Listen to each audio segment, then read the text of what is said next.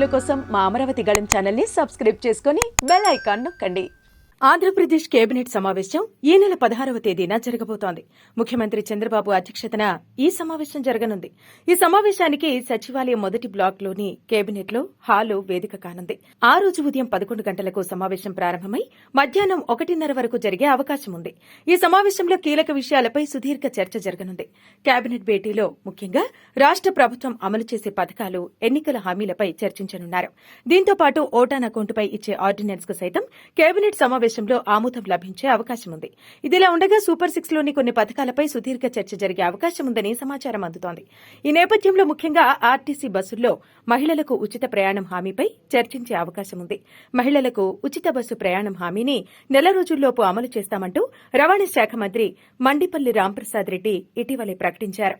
పొరుగు రాష్ట్రాల్లో అనుసరిస్తున్న విధానాలపై అధ్యయనం చేసి ఆ తర్వాత ఏపీలోనూ ఉచిత బస్సు ప్రయాణం పథకాన్ని తెస్తామని చెప్పారు. ప్రధానంగా ఈ హామీ అమలుపై చర్చించే అవకాశం ఉంది. తెలంగాణ, కర్ణాటక రాష్ట్రాలలో అనుసరిస్తున్న విధానాలపై అధ్యయనం కోసం కమిటీలను ఏర్పాటు చేయవచ్చని రాజకీయ విశ్లేషకులు భావిస్తున్నారు. దీంతో మంత్రివర్గ సమావేశంలో ఏం నిర్ణయాలు తీసుకుంటారనేది ఆసక్తికరంగా మారింది. ఈ సమావేశంలో డిప్యూటీ సీఎం పవన్ కళ్యాణ్ సహా ఇతర మంత్రులు కూడా పాల్గొననున్నారు.